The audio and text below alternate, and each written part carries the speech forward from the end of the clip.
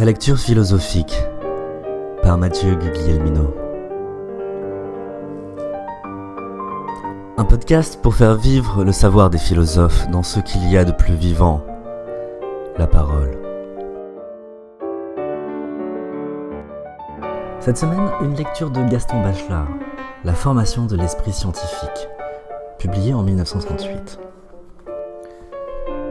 La formation de l'esprit scientifique. Chapitre 8. L'obstacle animiste. 1. Le problème précis que nous voulons traiter dans ce chapitre est le suivant. Comment l'intuition de la vie, dont nous montrerons le caractère envahissant, a-t-elle pu être resserrée sur son domaine propre ? En particulier, comment les sciences physiques se sont-elles débarrassées des leçons animistes ? Comment la hiérarchie du savoir a-t-elle été redressée en écartant la considération primitive de cet objet privilégié qu'est notre corps ? Pour que notre examen soit utile, il faut qu'il soit très restreint. Nous n'avons pas l'intention, en particulier, d'étudier la vie dans son véritable domaine. Nous nous tiendrons à l'écart de toute critique sur la légitimité d'une intuition proprement vitaliste, quand cette intuition s'adresse au phénomène de la vie elle-même. C'est en tant qu'obstacle à l'objectivité de la phénoménologie physique que les connaissances biologiques doivent retenir notre attention. Les phénomènes biologiques ne nous intéresseront donc que dans les domaines où leur science porte à faux, où cette science, plus ou moins bien assurée, vient à répondre à des questions qu'on ne lui pose pas. En somme, aux entraves quasi normales que rencontre l'objectivité dans les sciences purement matérielles, vient s'ajouter une intuition aveuglante, qui prend la vie comme une donnée claire et générale. Sur cette intuition se fonde ensuite une science générale, confiante en l'unité de son objet. Cette science appelle, soutien ruineux, la biologie naissante au secours d'une chimie et d'une physique qui ont déjà obtenu par ailleurs des résultats positifs. On voit alors se constituer un véritable fétichisme de la vie, d'allure toute scientifique, qui persiste dans des époques et dans des domaines où l'on s'étonne qu'il n'ait pas fait scandale. Ainsi, nous prendrons la plupart de nos exemples dans les sciences du XVIIIe siècle, comme nous nous en sommes fait une règle presque absolue dans tout cet ouvrage. Il serait évidemment bien trop facile de déceler une confusion du vital et du matériel en s'adressant à la science antique ou à la science du Moyen-Âge.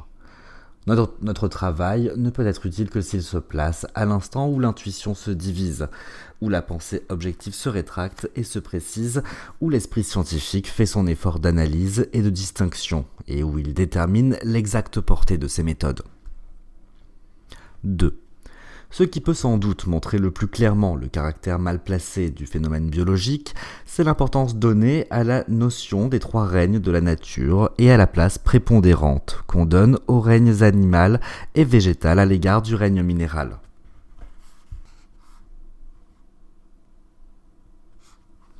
Il n'est pas rare de voir des chimistes prétendre que les matières vivantes sont plus simples que les matières inertes. En 1738, Geoffroy dirige ainsi ses recherches à l'envers de ce qui sera l'ordre de complexité positiviste. Ouvrez les guillemets. Les substances métalliques, dit-il, étant d'un tissu plus serré, plus lié, plus tenace que les végétaux et les animaux, exigent un travail beaucoup plus long et plus obstiné, si l'on veut en séparer les principes et en reconnaître les différences. Fermez les guillemets.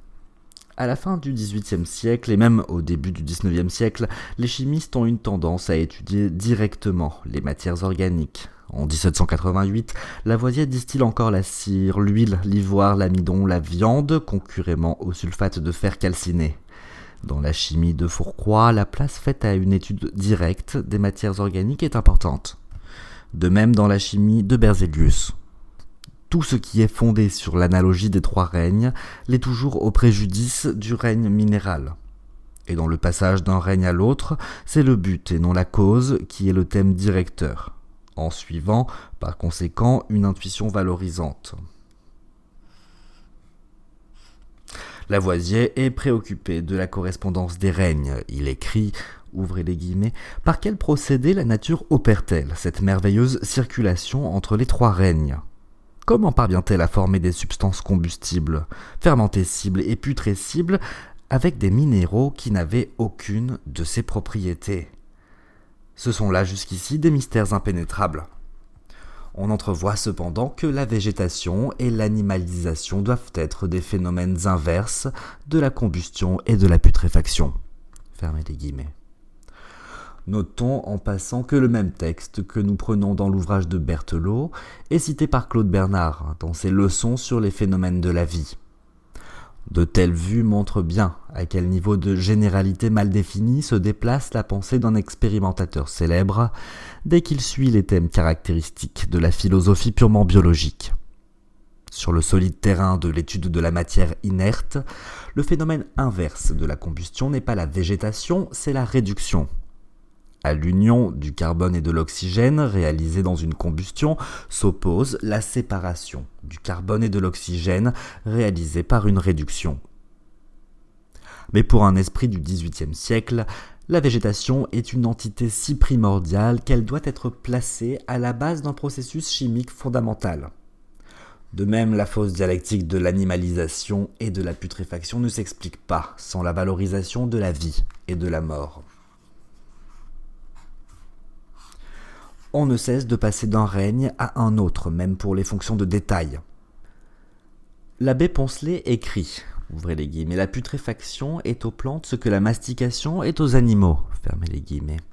On voit de reste que de telles analogies ne résument aucune connaissance solide et ne préparent aucune expérience utile. On a aussi le souci constant de comparer les trois règnes de la nature, parfois de phénomènes très spéciaux. Il n'y a pas là simplement un jeu d'analogie, mais un réel besoin de penser suivant le plan qu'on imagine, le plan naturel. Sans cette référence aux règnes animal et végétal, on aurait l'impression de travailler sur des abstractions. Ainsi, en 1786, Sage croit encore nécessaire de distinguer entre le ver igné et le ver animal. Parmi les vers ignés, il comprend le ver végétal, le ver minéral, le ver métallique, le ver mixte. On voit tout de suite comme cette division est mal engagée. Sage convient lui-même que, ouvrez les guillemets, le ver animal ne diffère en rien à l'extérieur du ver igné. Fermez les guillemets. Cependant, distillé avec de la poudre de charbon, il se décompose et il en résulte du phosphore. Sage note encore que le squelette d'un pendu a produit 27 onces de ver animal. Il distingue de même les argiles en argile végétale, argile animale, argile minérale. Les trois règnes sont manifestement des principes de classification trop fortement valorisés. Tout ce qui a été élaboré par la vie porte sa marque initiale comme une valeur indiscutable. Le besoin d'unité est tel qu'entre les trois règnes on pose des analogies et des passages, une échelle de perfection qui ne tarde pas à amener les pires confusions. Ainsi de Bruno, un bon observateur qui a décrit avec soin d'innombrables expériences sur les spectres magnétiques, écrit en 1785, ouvrez les guillemets, « L'aimant nous offre cette nuance qui rapproche la nature vivante de la nature inanimée. Elle se fait connaître dans la réunion de la pierre et du métal, et dans celui-ci, ce principe de vie se déploie encore avec plus d'énergie. Cette étonnante pierre nous présente les prodiges qu'on admire dans le polype d'eau douce, cette plante, ou plutôt cet animal extraordinaire qui sert à lier le genre des végétaux à celui des animaux.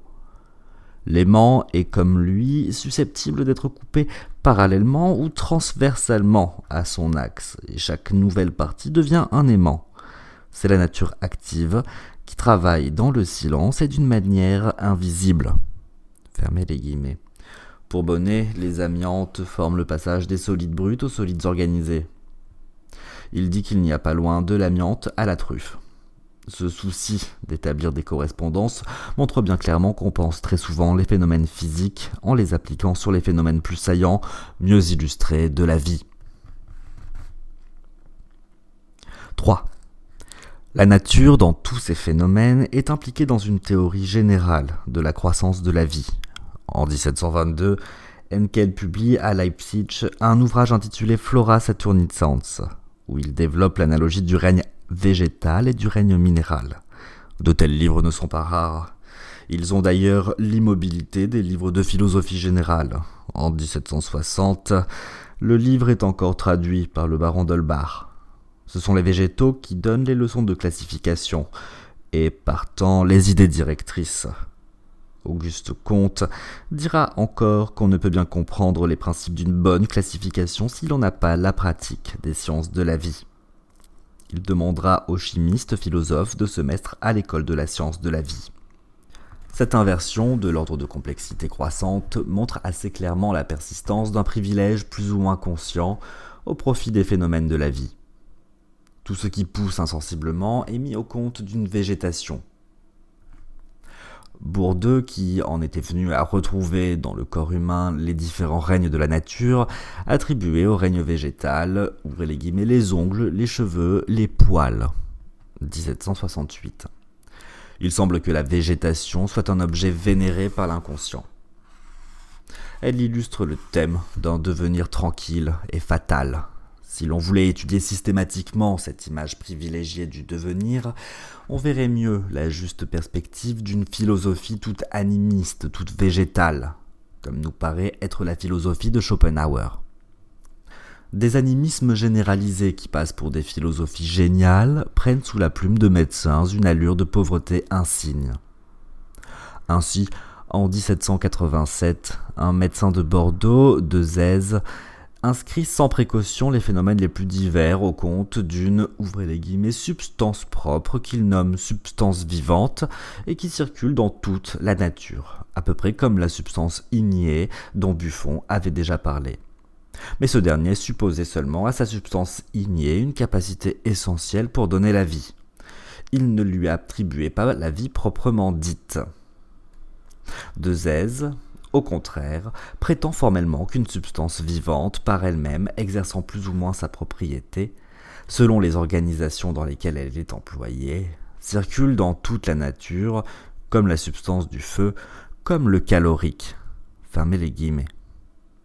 Cette croyance au caractère universel de la vie peut présenter des excès incroyables dès qu'il en vient à se préciser. Pour Gaspard Frédéric Wolff, reçu docteur à Halle en 1759, ouvrez les guillemets, le fœtus n'est pas le produit de ses parents, il est le produit du monde entier. Ce sont toutes les forces de la nature qui concourent à sa formation. Fermez les guillemets.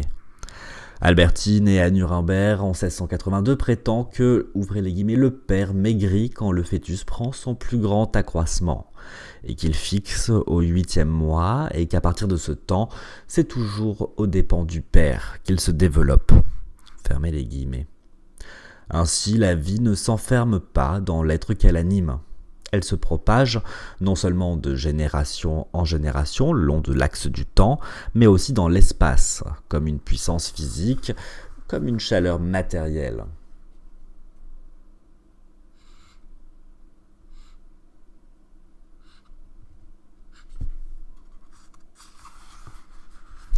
Le caractère physique de la vie est attesté par certaines intuitions tirées des phénomènes physiques. L'auteur de la lettre à Watson regrette qu'on ait donné, à partir d'une substance bien particulière, électron ambre, ouvrez les guillemets, le nom d'électricité à un phénomène aussi merveilleux qu'on doit regarder proprement comme le premier principe de la nature. Peut-être n'aurait-on pas mal fait de l'appeler vivacité. Fermez les guillemets. Ce n'est pas là un simple mot. Il prétend traduire fidèlement l'intuition du feu et de la vie qui explique les phénomènes électriques. D'où cette page très caractéristique de l'influence du langage sur la pensée. Ouvrez les guillemets. Nous voyons généralement que la jeunesse a beaucoup plus de ce que nous appelons feu et vivacité que la vieillesse. Or, si la vie animale doit être rapportée à la même cause que le feu d'électricité, il ne sera plus difficile à concevoir la raison du danger qu'il y a de faire coucher de vieilles gens avec les enfants. Car comme un vieux corps contient beaucoup moins de feu qu'un jeune, il n'est pas étonnant qu'il en attire de celui-ci, qui par là perd sa force naturelle et tombe dans un état de langueur, comme l'expérience l'a prouvé de tout temps dans les enfants. Fermez les guillemets.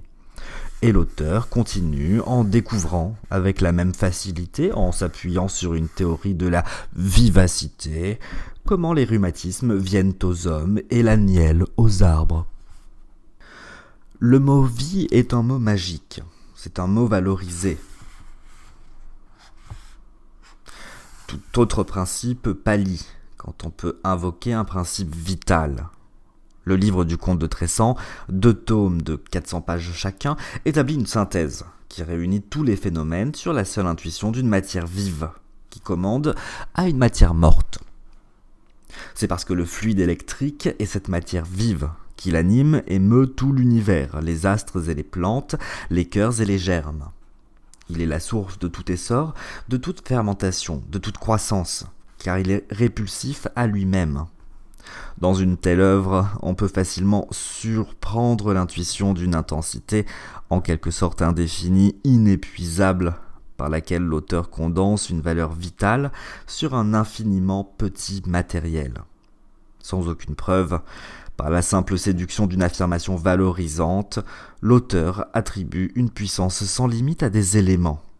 C'est même un signe de puissance que d'échapper à l'expérience. Ouvrez les guillemets. La matière morte est inerte, et sans forme organique, la matière vive 1 million de fois plus ténue que la plus petite molécule de matière morte que le meilleur microscope puisse nous faire apercevoir. Fermez les guillemets. On peut chercher. Dans l'énorme traité du comte de Tressan, on ne verra rien qui puisse prouver cette ténuité, rien non plus qui puisse légitimer cette substantialisation d'un essor vital. Il n'y a là une fois de plus que les métaphores séduisantes de la vie. Ce n'est pas là l'intuition d'un seul auteur. Le comte de Lacépède décrit comme un axiome en 1781 « L'expansibilité ne peut convenir en aucune manière à la matière morte. » Fermez les guillemets, tout élan est vital. La vie marque les substances qu'elle anime d'une valeur indiscutée. Quand une substance cesse d'être animée, elle perd quelque chose d'essentiel. Une matière qui quitte un être vivant perd des propriétés importantes. Ouvrez les guillemets, la cire et la soie sont dans ce cas. Aussi sont-elles l'une et l'autre non électricables. Pour pousser ce raisonnement plus loin, la cire et la soie ne sont en effet que des excréments des corps qui ont été en vie. Fermez les guillemets. 4. La vie conçue comme propriété généralisée conduit à une thèse philosophique qui reste séduisante, à condition toutefois de ne pas la préciser et de lui laisser l'appui d'une sympathie obscure unissant tous les êtres de l'univers. Dès lors, rappeler les applications précises de cette thèse, c'est presque sûrement soulever une réprobation dans le monde des philosophes. Il semble qu'on tourne en dérision une conviction profonde, une conviction respectable.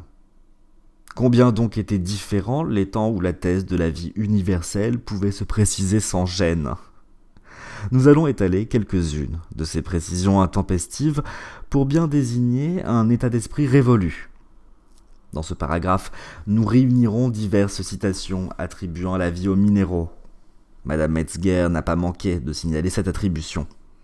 Elle a bien vu qu'au XVIIe siècle et au XVIIIe siècle, la chimie et la minéralogie étaient, comme elle le dit si bien, ouvrez les guillemets, de l'inorganique plaqué sur du vivant, fermez les guillemets, ce qui est proprement la thèse que nous exposons, en caractérisant comme obstacle l'intuition animiste dans les phénomènes de la matière. Si nous revenons sur ce problème, c'est bien pour montrer son extension. À notre avis, l'intuition de la vie a un caractère affectif qu'il nous faut souligner. Elle est moins intellectualiste que ne le pense Madame Metzger. Elle est aussi plus durable. On la trouve dans des textes plus récents que ceux qui ont retenu l'attention de Madame Metzger. Dans le domaine de la culture intellectuelle, plus la faute est récente et plus le péché est grave. Dans une époque à vrai dire un peu lointaine, en 1640, Guillaume Granger marque une différence entre les métaux que nous manions et les métaux dans leur gîte naturel. En examinant leurs propriétés, il faut, dit-il, bien prendre garde qu'ils sont maintenant hors de leur matrice et lieu naturel, délaissés entièrement de la tutelle et protection de la nature. Fermez les guillemets. Nicolas de Locke, en 1664, développe le même thème. Ouvrez les guillemets, les maladies des minéraux viennent de plus loin que des éléments. Elles viennent encore de leur forme et des vertus qui y sont attachées, lesquelles leur arrivent des astres et du vice de leur matrice. Fermez les guillemets. Suit une longue énumération de ces maladies congénitales. Toujours vers la même date, on peut voir un chimiste aussi célèbre que Glauber dans les mêmes opinions. Le métal tiré de la terre, ouvrez les guillemets, de laquelle il ne reçoit plus de nourriture, peut fort bien être comparé, en cet état, à l'homme vieux, décrépit. La nature garde la même circulation de naissance et de mort dans les métaux comme dans les végétaux et dans les animaux. Fermez les guillemets. Plus près de nous, et chez un auteur célèbre entre tous, on peut trouver des affirmations aussi incroyables. Beurave affirme que l'ère des Bermudes est telle que, ouvrez les guillemets, les métaux mêmes périssent bientôt. Fermez les guillemets. Des valorisations évidentes donnent lieu à des aperçus moraux bien curieux. Ainsi, nombreux sont les auteurs pour lesquels la rouille est une imperfection. Aussi, un auteur écrivant en 1735 affirme qu'avant la faute d'Adam, ouvrez les guillemets, les minéraux et métaux étaient sans rouille dans les entrailles de la terre. Fermez les guillemets. Le concept de maladie, considéré comme une entité claire et absolue, est appliqué aux objets du monde matériel.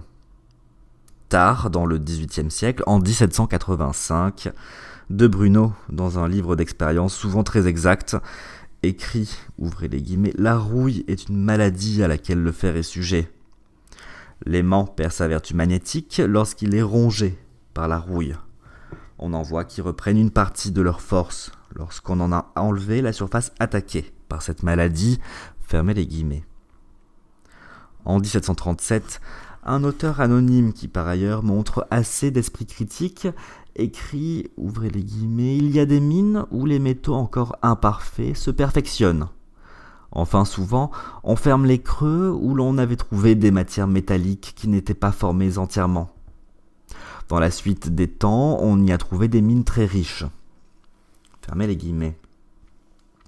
L'Académie, en 1738, donne la garantie de son autorité à des affirmations aussi précises. On tire depuis des siècles des pierres à fusil dans des carrières situées dans le Berry. Malgré cette longue extraction, ouvrez les guillemets, les pierres à fusil n'y manquent jamais. Dès qu'une carrière est vide, on la ferme et plusieurs années après, on y trouve des pierres à fusil comme auparavant. Les carrières et les mines épuisées se remplissent donc de nouveau et sont toujours fécondes. Fermez les guillemets. L'idée de production est si prédominante que la relation simple, qui veut que le contenu soit plus petit que le contenant, est contredite sans gêne. R. Descartes, cet homonyme du grand philosophe, affirme qu'on a plus tiré de fer des mines de l'île d'Elbe qu'il n'en faudrait pour doubler ou tripler la montagne. Un autre auteur, écrivant en 1682, Dédu, parle des mines qui ne diminuent pas, quelque quantité de matière qu'on en tire, parce que l'air voisin va prendre la place du minéral et en acquiert la nature. Nous avons plusieurs de ces mines. On en voit une de nitre dans l'état de Venise, une de fer dans l'île d'Elbe. Fermez les guillemets. Aussi, il faut laisser à la reproduction métallique son mystère et se garder d'ouvrir trop tôt les mines. Ouvrez les guillemets. Si une mine était éventée, l'on y pourrait trouver des métaux non encore achevés. Et parce que l'ouverture de la mine interromprait l'action de la nature, ces métaux resteraient imparfaits et ne s'accompliraient jamais. Et toute la semence métallique contenue dans cette mine perdrait sa force et sa vertu, en sorte qu'elle deviendrait ingrate et stérile. Fermez les guillemets. Un auteur important, dont l'œuvre a été étudiée par de nombreux maîtres de forge et qui a été traduite en 1751 de l'espagnol en français, rappelle lui aussi la fécondité des mines de fer de l'île d'Argent, qu'on y avait laissées quelques années auparavant parce qu'elles n'en étaient point chargées.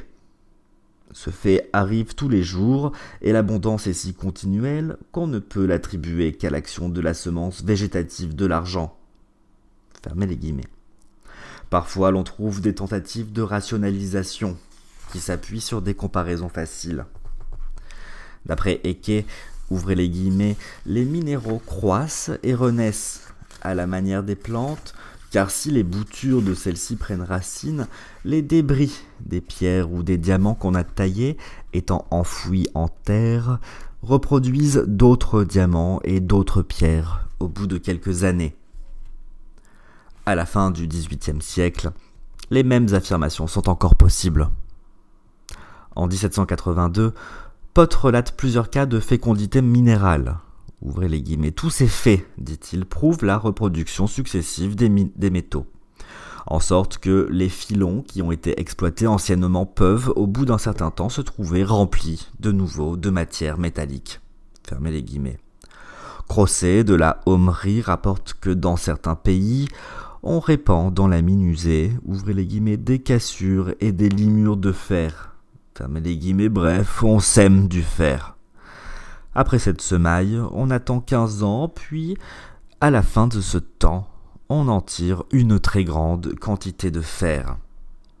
Ouvrez les guillemets, il n'y a point de doute que cette multiplication si abondante de fer provient de ce que le vieux fer, qu'on met dans la terre, se pourrit et se mêle avec le ferment séminal de la même minière, étant délayé par les pluies.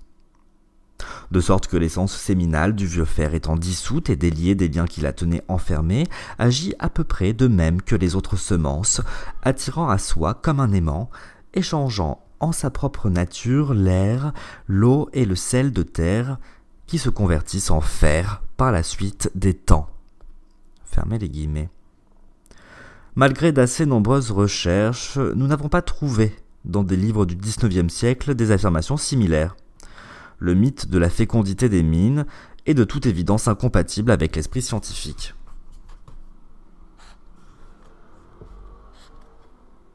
Il marque au contraire d'un trait profond la mentalité pré-scientifique. Nous aurons d'ailleurs l'occasion, après avoir étudié la notion de germe, de revenir sur ce problème. Nous pourrons alors prouver que l'intuition de fécondité des mines relève de la psychanalyse. Pour l'instant, nous n'avions qu'à provoquer l'étonnement d'un lecteur moderne devant cette introduction précise du concept de vie dans un domaine qui lui est manifestement étranger. 5. Indépendamment de ces vues philosophiques générales, certains progrès techniques se sont faits en majorant encore le privilège d'explication des phénomènes biologiques. Ainsi, le microscope a été de prime abord appliqué à l'examen des végétaux et des animaux. Son objet primitif, c'est la vie. Ce n'est que par accident, et rarement, qu'il sert à l'examen des minéraux. Mais alors on peut saisir sur le vif le rôle d'obstacle épistémologique d'une occupation habituelle. Le microscope révèle-t-il une structure intime, inconnue des êtres vivants ?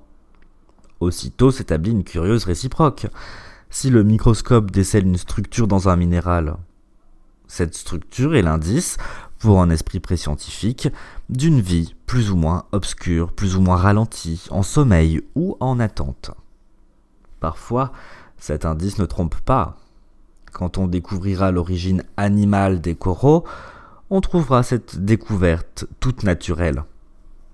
Mais parfois, l'indice provoque une déviation totale. Par exemple, voyons Robinet en train de lier les conjectures. Ouvrez les guillemets. J'ai vu sur plusieurs astéroïdes des vaisseaux fibreux, tournés en forme de petits arcs, comme sur la tunique du ventricule de l'estomac. Je ferai voir une foule de tuyaux, de poils, de fils, de mamelons, de touffes glanduleuses dans les corps les plus compacts, les plus roides, dits tout à fait bruts. Puis, donc que l'organisation des solides du corps animal n'est que le tissu, des fibres capillaires parsemées de glandules dont ils sont composés, qui s'y trouvent en paquets, en réseaux, en cordons, en lames, en houppes, en arcs, en vis, avec divers degrés de tension, de roideur, d'élasticité, n'est-on pas forcé d'admettre, pour des corps véritablement organisés, tous ceux où l'on rencontre une telle structure ? Fermez les guillemets. On voit bien ici s'étaler dans toute son ingénuité la réciproque dont nous parlions plus haut. En s'appuyant sur cette intuition fine et savante des structures microscopiques, la rêverie pédante de Robinet ne connaît plus de bornes, elle accumule les valorisations.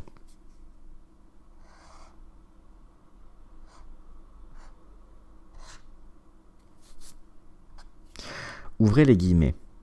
Les minéraux ont tous les organes et toutes les facultés nécessaires à la conservation de leur être, c'est-à-dire à leur nutrition. Ils n'ont point la faculté locomotrice, non plus que les plantes, et quelques animaux à coquilles comme l'huître et le lépat. C'est qu'ils n'en ont pas besoin pour aller chercher leur nourriture qui vient les trouver. Cette faculté, loin d'être essentielle à l'animalité, n'est dans les animaux qui la possèdent qu'un moyen de pourvoir à leur conservation, de façon que l'on peut regarder ceux qui en sont privés comme des êtres privilégiés, puisqu'avec un moyen de moins, ils remplissent la même fin. Ai-je tort après cela de regarder les minéraux comme privilégiés à cet égard ? En ce que sans changer de place, ils trouvent leur nourriture à la portée de leur suçoir. Si elle leur manque, ils souffrent et languissent, et l'on ne peut douter qu'ils n'éprouvent le sentiment douloureux de la faim et le plaisir de la satisfaire. Si la nourriture est mélangée, ils savent en extraire ce qui leur convient et rejeter les parties viciées. Autrement, ils ne se formeraient jamais, ou presque jamais, d'or parfait, ni de diamants de belle eau. Du reste, ils ont, comme les autres animaux, les organes intérieurs requis pour la filtrer, la distiller, la préparer et la porter dans tous les points de leur substance. Fermez les guillemets. La valorisation essentielle du microscope est la découverte du cachet sous le manifeste, du riche sous le pauvre, de l'extraordinaire sous l'usuel. Il entraîne à des passages à la limite. En fait, l'hypothèse de Buffon sur les molécules de vie était presque fatale. Un dualisme pourra subsister entre la matière et la vie dans les formes élevées. Mais ce dualisme sera à son minimum dans l'infiniment petit. Un disciple de Buffon, l'abbé Poncelet, indique clairement comment l'invention du microscope a permis d'établir les rapports qu'il estime exacts entre le vivant et l'inerte. On va voir que les rêveries animistes se poursuivent encore quand l'œil est placé derrière le microscope. Ouvrez les guillemets.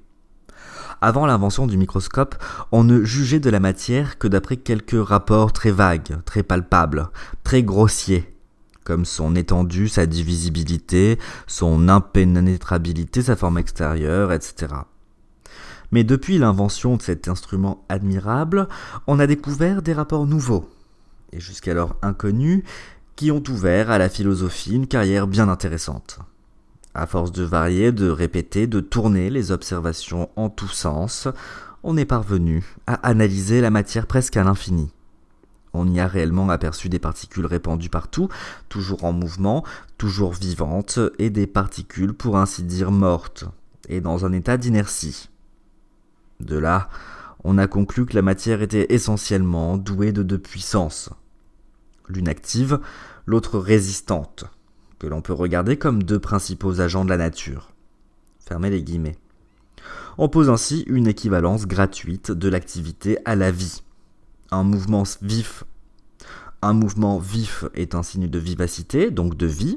Ouvrez les guillemets, j'ai reconnu, chose surprenante, que le mouvement de ces particules paraît être indestructible, puisque dans le cas où ces particules vivantes semblent perdre leur mouvement, comme il arrive lorsque le fluide dans lequel il faut qu'elles nagent pour être aperçu vient à se dessécher, en leur rendant un fluide nouveau tel que l'eau commune, on les fait pour ainsi dire sortir de leurs cendres, on les rappelle à la vie, et on les voit distinctement s'agiter avec la même vivacité qu'elles avaient avant que leur mouvement eût été suspendu, et cela 6 mois, 1 an, 2 ans, après leur destruction apparente. Fermez les guillemets. Grâce à cette valorisation animiste d'expériences microscopiques, l'abbé Poncelet peut dire « Il règne, ouvrez les guillemets, une grande affinité entre les particules vivantes et brutes de la matière. Cette affinité, cette inclination, cette tendance ne peuvent avoir pour objet que la conservation de l'individu. Or, cette tendance ressemble fort au désir. » Fermez les guillemets. Comme on le voit, c'est l'intuition du vouloir vivre, présentée plus d'un demi-siècle avant Schopenhauer. Elle apparaît ici sur le plan des études préscientifiques, ce qui lui donne un caractère superficiel. En fait, chez le physicien comme chez le métaphysicien, une telle intuition a une source commune. Cette source est dans l'inconscient. C'est l'inconscient qui interprète toute continuité comme une durée intime, comme un vouloir vivre, comme un désir. Tant que l'intuition animiste reste générale, elle nous émeut et elle nous convainc. À l'échelle des particules, sous la plume de l'abbé Poncelet, elle manifeste son insuffisance. C'est là pourtant qu'elle devrait se vérifier, s'il s'agissait de vérification objective. Mais en réalité, il ne s'agit que de poursuivre, avec les images nouvelles livrées par le microscope, les ancestrales rêveries. Qu'on s'émerveille si longuement, si littérairement de ces images, c'est la meilleure preuve qu'on en rêve.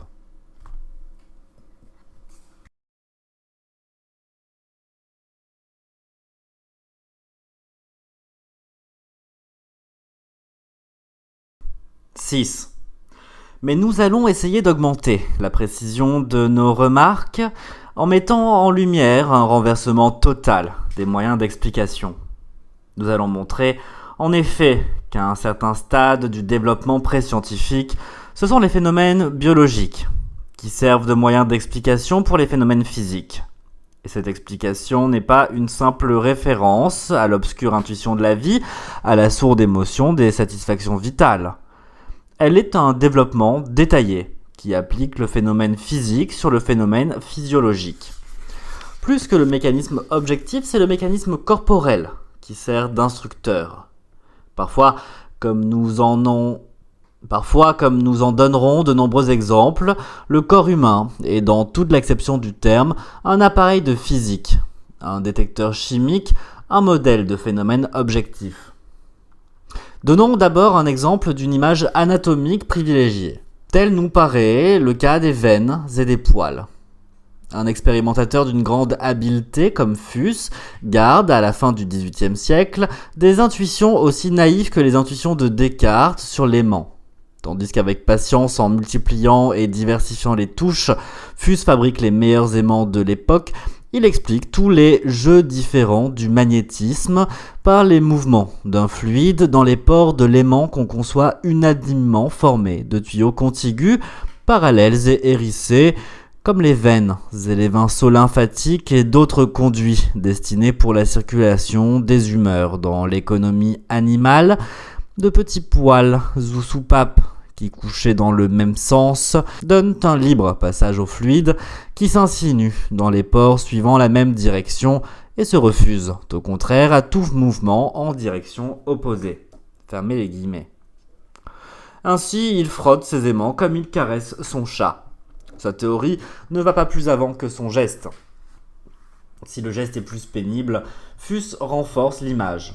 Ouvrez les guillemets, l'acier plus dur se refuse plus longtemps à la disposition régulière de ses conduits et il y faut bien plus de peine pour y exciter des tourbillons semblables à ceux qui environnent les aimants naturels. Fermez les guillemets. Pour l'abbé Jadelot, le cheveu est un type objectif très clair. Ouvrez les guillemets. Le fil de fer, comme on sait, sert pour tous les tons les plus aigus des instruments à cordes de métal. Or, cette forte tension qu'il peut supporter semble indiquer que ce métal est fait de cheveux qui peuvent se faufiler et se cordeler comme notre chanvre. Fermez les guillemets. En 1785, De Bruno rappelle que Huygens et Harstucker ont cru que l'aimant était composé d'une infinité de prismes creux livrant passage à la matière magnétique. Il ajoute, ouvrez les guillemets, Monsieur Euler, qui a adopté leur sentiment, compare ces prismes creux aux veines et aux vaisseaux lymphatiques qui sont dans le cœur des animaux. Fermez les guillemets. Un esprit scientifique se demande en quoi la comparaison d'Euler éclaire la première image de Huygens. Pour l'esprit scientifique, l'image animiste est en somme plus naturelle, donc plus convaincante. C'est pourtant, de toute évidence, une fausse lumière. Voici maintenant un exemple d'un phénomène biologique privilégié, pris comme principe de mesure. On a si grande confiance dans l'extrême régularité des lois vitales qu'on prend le pouls comme chronomètre de certaines expériences. Bacon apporte à cette référence imprécise un luxe de précision très caractéristique de l'esprit pré-scientifique. On lit dans la Silva Silvarum, ouvrez les guillemets, la durée d'une flamme, placée dans les diverses conditions, mérite d'être étudiée. Nous allons d'abord parler des corps qui brûlent directement et sans l'intermédiaire d'une mèche quelconque. Une cuillerée d'esprit de vin chaud brûla pendant 116 battements de pouls. La même cuillerée, avec l'addition de 1/16e de salpêtre, brûla pendant 94 pulsations, et avec 1/6e de sel, pendant 83 pulsations. Avec 1/6e de poudre à tirer pendant 110 pulsations, un morceau de cire placé au milieu de l'esprit de vin brûla pendant 87 pulsations. Un morceau de silex pendant 94 pulsations, avec 1/6e d'eau pendant 86 pulsations, et avec la même quantité d'eau seulement pendant 4 pulsations. Fermez les guillemets. Faut-il souligner au passage qu'aucune de ces expériences ne correspond, ni dans son principe, ni dans sa mesure, à un problème scientifique bien défini ? Dans tout le courant du XVIIIe siècle, on trouve de nombreuses références à l'action de l'électricité sur le pouls. On prétend même distinguer 2 électricités d'après cette action. Pour Mauduit, l'électricité positive accélérait le pouls du 7e, tandis que l'électricité négative, d'après Dalibard, la diminuerait dans le 40e, ce qui est d'une sensibilité bien grande. D'autres auteurs ne font pas cette distinction, ce qui devrait souligner le manque d'objectivité de telles mesures. D'après Cavallo, l'électricité positive ou négative accélère le pouls d'1/6e ou aux environs. Fermez les guillemets. Un livre entier serait nécessaire pour démêler le débat entre les partisans de Galvani et ceux de Volta, entre l'électricité biologique et l'électricité physique. Mais à quelque école que les expérimentateurs appartiennent, ils multiplient les expériences physiologiques. C'est à ces expériences que va de prime abord l'intérêt. Reynolds a étudié l'action sur le goût. Sur l'odorat, Cavallo, rapporté par Su, ouvrez les guillemets, dit qu'ayant uni ensemble un fil d'argent, introduit le plus avant possible dans les narines, et un morceau de zinc appliqué sur la langue, il a senti une odeur putride. Fermez les guillemets. Le problème se pose ainsi plutôt du nez à la langue que de l'argent au zinc. Reynolds cite un grand nombre d'expériences sur la vue. Ouvrez les guillemets. L'argent sur l'œil droit, le zinc sur l'œil gauche, on voit une lueur très vive. Fermez les guillemets. Parfois, l'expérience est conçue sous une forme à peine vraisemblable. Et cependant, l'expérience à laquelle nous faisons allusion est répétée par beaucoup d'auteurs et variée dans des conditions vraiment incroyables. Ne donnons que quelques exemples. Ouvrez les guillemets. Une Bolt établit même 4 manières de produire cette lumière. Il s'agit seulement de l'impression lumineuse. La plus remarquable est celle qui l'a fait voir très évidemment, lorsqu'après avoir mis sur la langue un morceau de zinc, il a introduit profondément dans l'intestin rectum un morceau d'argent. Fowler dit avoir vu sur lui-même et sur d'autres, outre la lueur qui était très évidente, la pupille se contracter, ce qui lui paraît prouver le pouvoir du fluide galvanique sur l'iris. Fermez les guillemets. On conviendra que ce pouvoir est bien indirect et qu'il nous est assez difficile d'imaginer l'importance donnée à une telle expérience. Nous n'avons pu davantage découvrir par quel détour on était arrivé à imaginer cette expérience qui met en jeu tout le tube digestif. Peut-être est-ce en vertu du mythe d'intériorisation si bien illustré par les phénomènes de la digestion. Achard, qui a repris cette expérience, note en plus de la lumière l'envie d'aller à la selle. Fermez les guillemets. Une Bolt l'a recommencé sur une linotte, sur des grenouilles, sur des serins. L'action est si forte que une Bolt conclut tranquillement, ouvrez les guillemets, si l'on trouvait un moyen commode de couvrir d'une armature une grande surface du rectum dans l'homme, son effet serait certainement plus efficace pour rappeler les noyés à la vie que l'usage de la fumée de tabac. Fermez les guillemets. Quand on a valorisé le caractère biologique, Les expériences du galvanisme présentent bien nettement le caractère de l'obstacle animiste. C'est alors le phénomène complexe qui prétend servir à l'analyse du phénomène simple. Humboldt s'exprime ainsi, ouvrez les guillemets, un nerf uni organiquement avec quelques lignes cubes de chair musculaire indique si deux métaux sont homogènes ou hétérogènes, s'ils sont à l'état de régule pure ou s'ils sont oxydés. Il indique si la coloration d'un minéral dépend du carbone ou d'une oxydation. L'alliage des monnaies est facile à déterminer par ce moyen. 2 anciens louis ou 2 pièces d'or de la République servant d'armature à des muscles et à des nerfs dans des animaux affaiblis ne produisent presque aucune irritation. Il en est de même des nouveaux Frédéric d'or de Prusse. Mais il en est autrement des anciens Louis IX. Fermez les guillemets. Puis, ouvrez les guillemets, la fibre nerveuse vivante indique si une mine contient un métal à l'état de régule ou d'oxyde. Si une substance organisée se rapproche de la nature animale, elle est un anthrascope vivant, un moyen de découvrir le carbone, presque aussi sûr que l'action du feu et celle des alcalis. Fermez les guillemets. Et séduit par cette vue, Humboldt baisse d'un ton son esprit critique.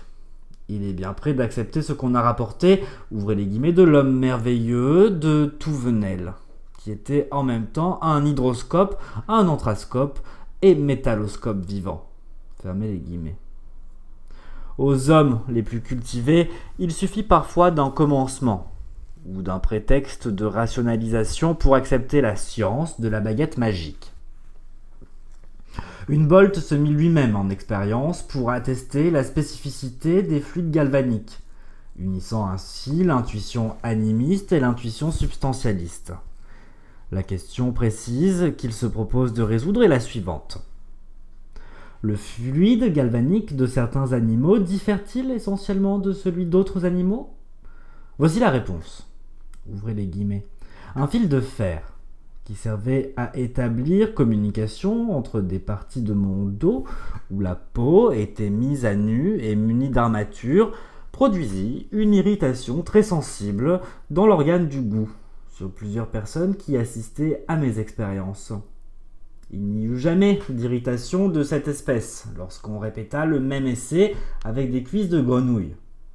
Cette différence ne dépendrait-elle pas de ce que les organes de l'homme sont plus aisément affectés par un fluide émané d'un animal à sang chaud que par celui qui émane d'un animal à sang froid ? Ne doit-on pas imaginer que de même que tous les fluides du corps vivant diffèrent selon les espèces d'animaux, le fluide très ténu accumulé dans les nerfs et dans les muscles peut aussi différer, non seulement dans les diverses espèces, mais encore selon le sexe, l'âge et le genre de vie des individus. Fermez les guillemets.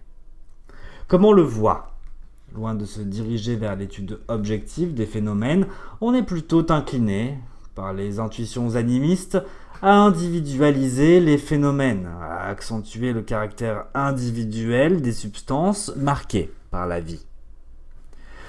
Comme on le répète souvent au XVIIIe siècle, le corps humain est un des plus amples magasins de matières électriques.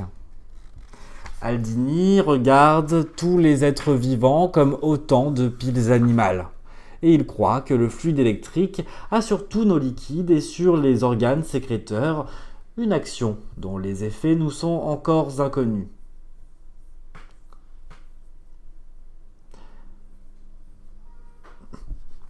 Et il croit que le fluide électrique a sur tous nos liquides et sur les organes sécréteurs une action dont les effets nous sont encore inconnus. On pourrait encore aller plus loin et considérer toutes nos glandes comme autant de réservoirs du galvanisme, qui, accumulés dans une partie plus que dans l'autre, rendus plus ou moins libres et modifiés en différentes manières, donnent au sang qui parcourt la totalité du système glanduleux le moyen de subir tous les changements qu'il éprouve par différentes sécrétions. Fermez les guillemets. Guidé par ses vues animalistes, Aldini n'hésite pas à affirmer une action électrique de différentes substances qui agissent sur le corps humain. Ainsi, ouvrez les guillemets, l'opium, le quinquina et d'autres stimulants analogues qui ont beaucoup d'action sur le système animal augmentent ainsi l'effet de la pile. J'ai fait des solutions de divers stimulants proposés par Brown. J'en ai humecté les cartons que je plaçais dans les disques de la pile ordinaire et j'ai vu que ces substances en augmentaient l'intensité. Fermez les guillemets. C'est donc bien que le corps humain qui est le détecteur chimique primitif. La complexité du détecteur animal conduit à étudier des variations vraiment secondaires et même fugaces. Galvani opère sur des animaux morts et vivants, sur des animaux à sang froid et à sang chaud. Il trouve que les plus propres à manifester les mouvements de contraction sont ceux dont l'âge est plus avancé. Fermez les guillemets. La CEPED va plus loin. Ouvrez les guillemets. Les os me paraissent idioélectriques. Surtout dans les animaux qui ont passé l'âge de la verte jeunesse et dans lesquels ils ne sont plus aussi tendres et commencent à se durcir. Fermez les guillemets. Galvani écrit à Spallanzani que l'électricité animale n'est pas absolument une électricité commune, telle qu'on la rencontre dans tous les corps, mais une électricité modifiée et combinée avec les principes de la vie, par lesquels elle acquiert des caractères exclusivement. Fermez les guillemets. On voit de reste que toute l'école de Galvani a été troublée dans ses recherches par la spécificité des détecteurs biologiques employés. Elle n'a pu aborder la perspective objective. Tandis que le mouvement de l'aiguille dans la balance de Coulomb était en mouvement aux maigres caractéristiques mécaniques, la contraction musculaire a été pour l'école de Galvani un mouvement privilégié, chargé de caractères et de sens, en quelque sorte un mouvement vécu. Par réciproque, on a cru que ce mouvement biologico-électrique était plus propre que tout autre à expliquer les phénomènes de la vie. Aldini s'est demandé si des expériences de contraction électrique ne pourraient pas conduire à une connaissance plus précise sur l'organisation des insectes. Peut-être nous indiqueront-elles quelles sont les parties de ces animaux qui sont spécialement douées de contractilité. Fermez les guillemets. En particulier, Aldini rappelle les expériences de Zanotti de Bologne. Sur la cigale tuée, on obtient immédiatement le mouvement et le son. Sur un petit verre luisant, ouvrez les guillemets, les anneaux phosphoriques deviennent plus brillants et répandent une lumière plus vive que celle qui leur est naturelle. Les gros vers luisants brillent aussi davantage, et l'on découvre en outre une petite étoile très lumineuse à l'extrémité de chacun des poils qui couvrent la superficie de leur corps. Fermez les guillemets. Ainsi, ce n'est pas du côté de la saline abstraction que se dirige l'esprit pré-scientifique. Il cherche le concret, l'expérience fortement individualisée. Mais les problèmes électriques se sont formés de prime abord sur une base biologique.